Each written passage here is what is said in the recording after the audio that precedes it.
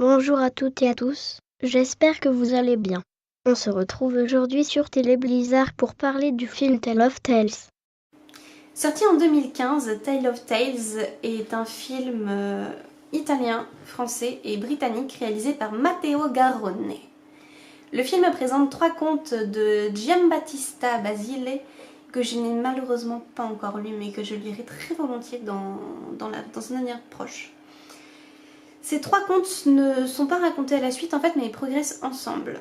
On passe de l'un à l'autre avec un grand talent pour les transitions et on a l'introduction de l'un, puis de l'autre, puis ensuite la suite de l'un, de l'autre, puis de l'autre, comme ça. Le premier conte, c'est celui d'une reine qui se meurt de ne pas avoir d'enfant et qui est prête à absolument tout pour y parvenir.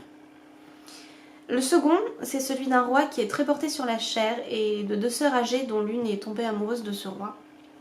Et le dernier, enfin, c'est celui d'un roi qui est fasciné par une petite créature et qui promet sa fille en mariage à celui qui découvrira l'origine de la bestiole. La passion, l'obsession qui conduit à la folie, est donc le fil d'Ariane de ces 3 contes, qui malgré leur beauté esthétique et leur morale sans faille, ne sont absolument pas destinés aux enfants, et j'insiste fortement sur ce point. Ils sont en effet particulièrement crus, particulièrement durs, ils n'épargnent pas le spectateur et ils montrent absolument tout. Et ils vont très loin. Ne le montrez pas à vos enfants. On est vraiment dans des contes noirs et pas dans des contes de fées pour enfants. Donc scénario, j'ai mis 4,5 sur 5.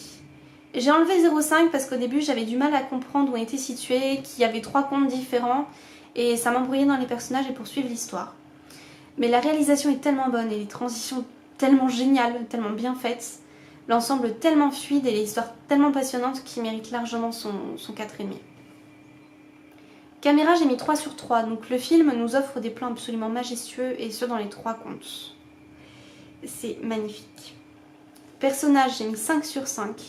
Les personnages sont tous extrêmement attachants.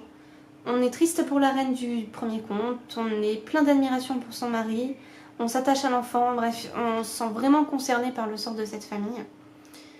Concernant le second conte, on est intrigué par le prince au final, on finit par le haïr de toutes ses tripes et de lui vouloir du mal.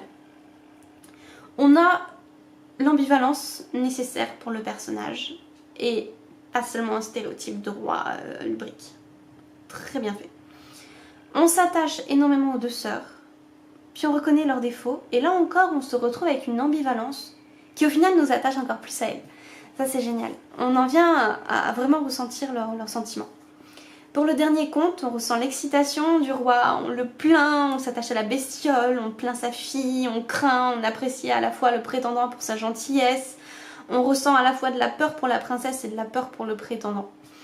On s'attache sans aucune difficulté à absolument tous les personnages et à des personnages ayant des intérêts radicalement opposés. Et ce film est extrêmement bien fait. Jeu d'acteur, j'ai mis 4 sur 4. Le jeu d'acteur est excellent.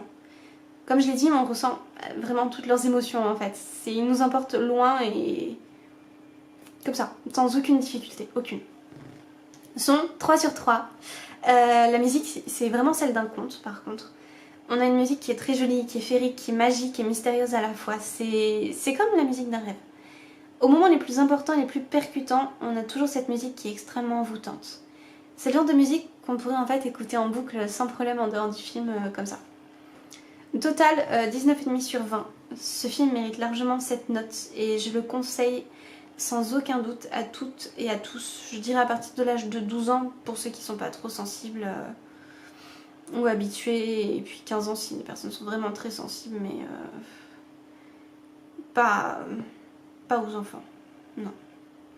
Goromètre 4 sur 10. J'ai laissé le goromètre bien qu'on soit dans un Il était une fois parce que c'était adapté et comme je l'ai dit on n'est pas dans un conte pour enfants, il y a des passages qui sont très percutants. On voit du sang, on voit de la violence, on voit des meurtres, on voit des rapports sexuels. En tout cas pour les adultes je vous recommande ce film sans hésiter une seule seconde parce qu'il est extrêmement génial.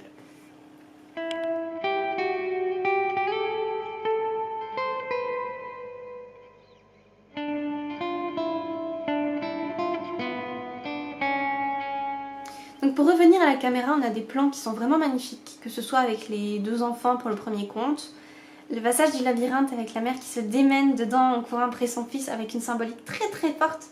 Et puis avec le drap rouge aussi dans le second conte, qui est le drap rouge qui retient l'une des sœurs, avec là encore la symbolique de la nuit torride, post-nuit torride, première fois passée avec le prince. Le passage de la sœur qui remonte au château complètement écorché avec une caméra très pudique et très troublante. Ou encore avec la vue de la grotte pour le troisième conte, avec le fil encore, avec la symbolique très forte, qui relie la princesse au monde civilisé, ce seul fil entre elle et le reste du monde. Et on a une caméra qui est juste magique dans ces moments-là, mais même dans tous. Pour le troisième conte, j'ai beaucoup aimé l'introduction, où on voit le roi qui est en train de jouer avec la puce en ignorant totalement le chant de sa fille. On sent déjà qu'il n'est obnubilé en fait que par la créature et que comparé à elle, sa fille, il s'en fiche totalement. Le seul petit bémol que je mettrais concernant les personnages, c'est la voix de la doubleuse de la reine, qui est très grave et qui a tendance à parler comme si elle écrivait une lettre. Enfin, moi je me suis tapé un fou rire quand elle a menacé son fils si jamais il devait revoir son frère. Parce qu'on aurait vraiment dit qu'elle lui écrivait une lettre en fait, tellement le ton était détaché. Mais en rien ça a gâché pour moi le film et la magie a continué tout de même à opérer. J'aurais cependant bien aimé voir le film en VO pour voir la voix de la reine parce qu'à mon avis elle est géniale et beaucoup mieux que la doubleuse qui s'est un peu foirée à ce moment-là et qui a un peu gâché le tout, mais c'est pas... Je dirais même pas gâché, ouais, parce que pour moi c'est pas gâché, enfin, c'est un tout petit truc qui m'a dérangé et puis qui m'a fait rigoler à un moment où on n'est pas censé rigoler. Mais c'était dommage, mais franchement, enfin, le conte est tellement magique que c'est pas grave. C'est pas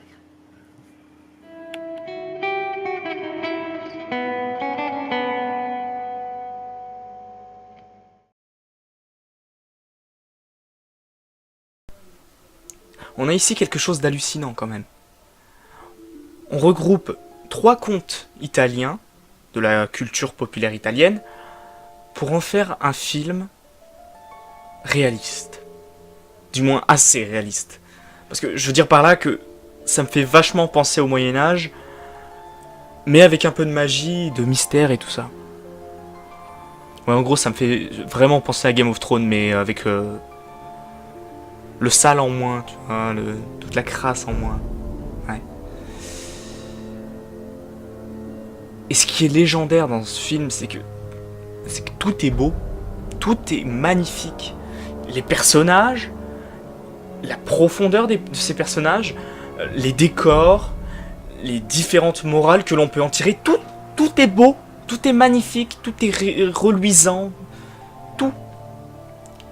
J'ai tellement rien à dire de mauvais dessus, si ce n'est les transitions assez abruptes, puis les décors qui se ressemblent tableau pour tableau, je veux dire, dans les contes différents, mais qui a des mêmes décors.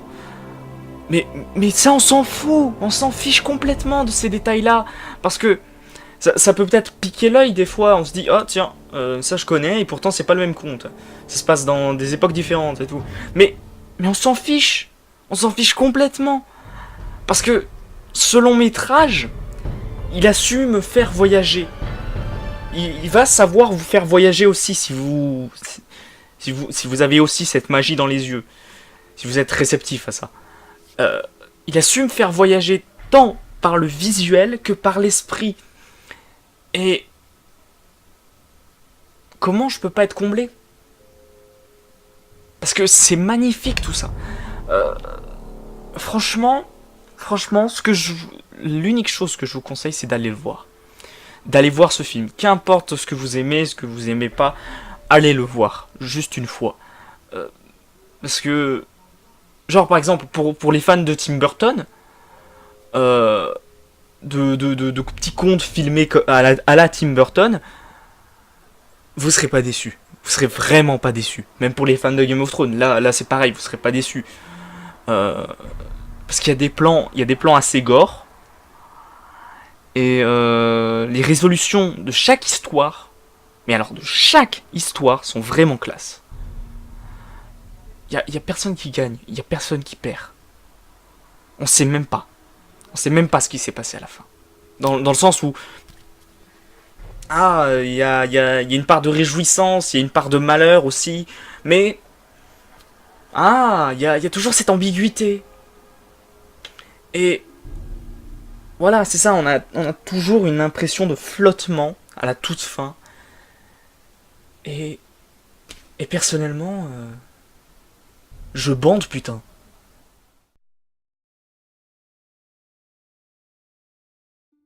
Raconter une histoire est inconventionnel, je vais en raconter 3, s'est dit un jour le réalisateur.